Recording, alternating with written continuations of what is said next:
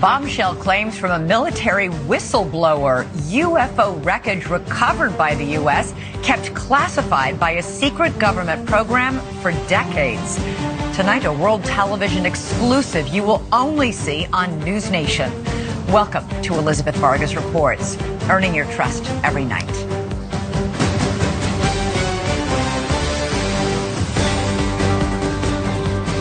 UFOs exist. The U.S. government found quite a number of them, and they are indeed of non-human origin. Those are the explosive allegations from a former intelligence officer tonight in a whistleblower complaint that the Inspector General is taking very seriously. 36-year-old Air Force veteran David Grush is exposing what he calls a top-secret military program that has reportedly found wreckage of fully intact UFOs. The government now calls them UAPs, or unidentified anomalous phenomena. For years, there have been whispers and rumors that the government had aircraft of non-human origin. This report is the first evidence it might be true. The Inspector General has called Grush's complaint urgent and credible. Tonight, we have a world television exclusive interview with the whistleblower in which he claims we not only have the aircraft, but the government has been keeping much of its secret from Congress and from the public. News Nation's senior national correspondent Brian Enton is here with the story, and this is a blockbuster. It is a blockbuster. It's really hard to wrap your mind around this. I've been working on this for the past couple of weeks. I'm still having a hard time processing all of it. Over the last couple of years, it sort of became mainstream to discuss UFOs. The government has released videos. They've acknowledged that we don't know what some of this stuff is out there that we have on camera, but this really takes it all to another level. For the very first time, the world is about to hear from a former high-level U.S. intelligence officer who says the government has some of the unidentified craft in its possession. He is revealing these exclusive details about the secret government program. We're all going against the wind. The wind's 120 knots from the west. Oh my gosh, dude. Wow. We have all seen these blurry videos of unidentified flying objects. Video evidence, if you will, that old tales of UFOs may not all be conspiracy theories. In recent years, Congress starting an official U.S. government Unidentified Aerial Phenomena Task Force, recently renamed the All-Domain Anomaly Resolution Office, or AARO. And now in a News Nation exclusive, David Grush, an Air Force veteran, former member of that task force, and veteran of the National Geospatial Intelligence Agency, is formally blowing the whistle on secrets he says no one has ever shared publicly before. You are one of the most trusted former intelligence officials in the U.S. defense and intelligence establishment. Yes, I was. You were trusted with the most intimate secrets. Yes. Grush sitting down with award-winning investigative journalist Ross Coulthart, who's reporting for News Nation and has spent years reporting on the UFO question. What conclusion did you come to at the end of your time on the UAP task force? The UAP task force was refused access to a broad crash retrieval program. When you say crash retrieval, what do you mean? These are retrieving non-human origin technical vehicles, call it spacecraft if you will, non-human, exotic origin vehicles that have either landed or crashed. We have spacecraft from another species. We do, yeah. How many? Quite a number. You're kidding. No.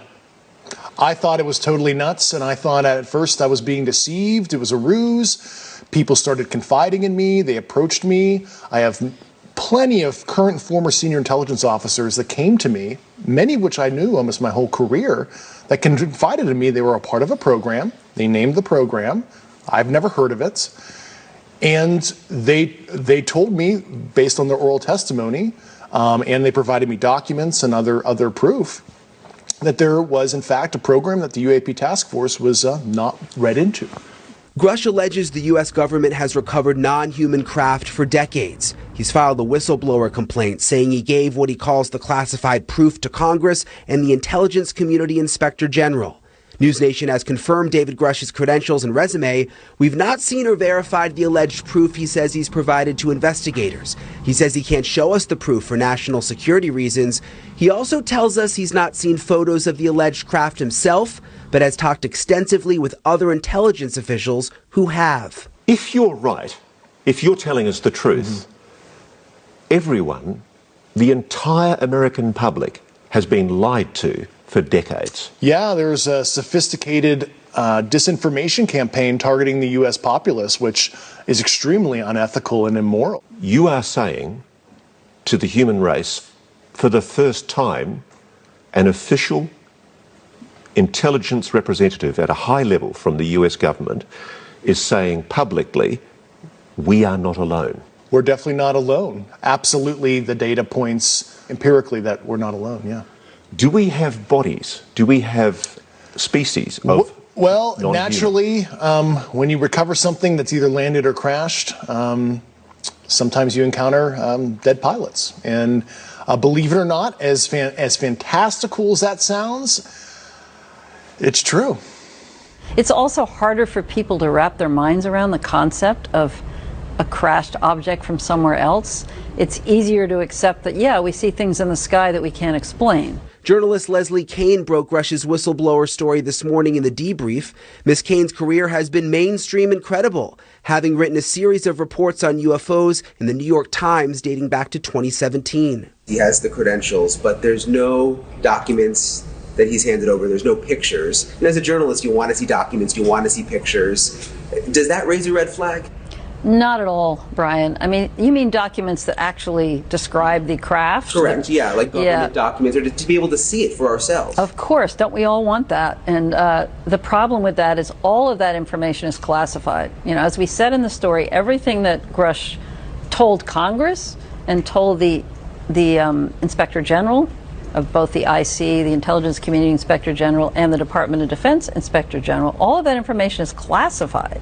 In 2017, Kean reported exclusively in the New York Times that the Pentagon had a secret UFO program. 3 years later, the Pentagon confirmed her story. Her latest report is even more explosive, but Kean says she has multiple sources who back up Grush's story. I believe it because of all the sources I have who have told me the same thing.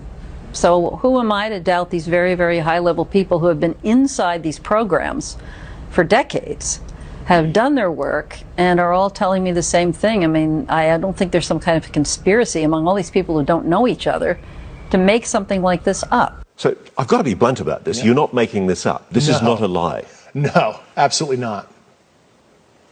Because everybody watching this right now is looking at your face. They're going, is this guy for real? I am for real. And I'm sitting here at great personal risk and obvious professional risk by talking to you today. And just within the last 10 minutes or so, the Pentagon has released a statement to News Nation about this report. They say to date, AARO has not discovered any verifiable information to substantiate claims that any programs regarding the possession or reverse engineering of extraterrestrial materials have existed in the past or exist currently. AARO is committed to following the data and its investigation wherever it leads. AARO, working with the Office of the General Counsel and the Air Force Office of Special Investigations, has established a safe and secure process for individuals to come forward with information to aid AARO in its congressionally mandated historical review. AARO's historical review of records and testimonies is ongoing and due to Congress by June 2024, and AARO welcomes the opportunity to speak with any former or current employee or contractor who believes they have information relevant to this historical review. And Elizabeth, we know that David Grush, he's filed that whistleblower complaint. He's been on the record under oath testifying to many of these things that he said in our report tonight. Right, and it's important to point out that this statement from the Pentagon, from AARO, Grush is alleging that this top secret program is keeping it a secret from AARO. So. Yeah, exactly. And if Grush what he's saying is true, the spokespeople, all of those folks at that level wouldn't even know this was going on anyway. All right, I got to ask you, he has a compelling story to tell. very little of it seems like firsthand knowledge. Isn't he just repeating what somebody else has told him or somebody else has showed him? Yes, that is what he's doing, but he says he's talked to a number of people who are in very, very high-level positions. He also had basically the highest level of classified material information that he was able to receive. We went back and checked over, his history, all of his credentials. Check out completely. Unfortunately, there's in addition, a couple people have come forward publicly to vouch for him, people who are high-ranking. They have, and this article first came out this morning, and I think it's interesting that, there hasn't been any sort of effort to discredit what he has said either from the Defense Department. So interesting. So what happens, and have we had any reaction, by the way, from members of Congress who have been taking this seriously in the last couple of years? We've seen congressional hearings. We've seen NASA's hearing just about a week ago on UFOs or UAPs, whatever you prefer to call them. We've seen the DNI give a briefing to the White House on this. We've been hearing whispers and rumors for years. I remember even former President Trump, when he was in office, sort of saying, oh my gosh, if you knew what I knew about UFOs. Yeah. So there's always been this intrigue. There has, and think about it, Elizabeth, if you go back 15 or 20 years, if we were sitting here talking about UFOs, people would think that we were nutty. Now it's gotten to the level of where it is somewhat accepted because the government has come forward to a certain extent and acknowledged that there are these videos that exist. The Navy has released the videos themselves and said, we're not sure exactly what this is that we're seeing. Of course, what Gresh is saying really just sort of takes it to the next level. Boy, it sure does. It's almost impossible to believe. All right, Brian Nenton, thanks so much. And former Navy fighter pilot Lieutenant Ryan Graves joins us now. He was the first active duty pilot to testify before Congress about his squadron's experience with UAPs. He also founded Americans for Safe Aerospace to encourage other pilots to come forward. Lieutenant Graves, always great to have you on the show. First, just your reaction to what we've just heard. Yeah, quite the incredible statements that were made public today. David has had a lot of experience and he's made some pretty strong statements. My understanding is that this has been properly communicated to Congress and other stakeholders in government, and so that really puts the onus now on Congress to be able to move this information forward, hopefully to the American people. The whistleblower complaint alleges that not only has our government had these craft of, quote, non-human origin, but that it's keeping it secret. And for decades, the Air Force discredited sightings of UAPs by pilots like you. Does it sound possible to you that that kind of secrecy is still happening, this kind of disinformation, this time around aircraft? Well, that just seems to be the case. I've been reporting on unidentified objects since 2014 and 2015 off of the coast of Virginia Beach. And still, that conversation hasn't elevated to the point where pilots still feel comfortable reporting. So yes, I still believe that there is secrecy and stigma associated with this topic, and this conversation that we're having today, I think, is a massive step in the right direction. Can you describe exactly what you saw when you were flying in the air that night? Certainly. We were seeing dark gray or black cubes inside of clear spheres, and we were seeing these all over our working areas on a near daily basis, sometimes coming as close as 500 feet to our aircraft as we were flying our operations. We were seeing this not only off the eastern seaboard, but we were seeing this down south off Jacksonville, Florida, as well as off the west coast.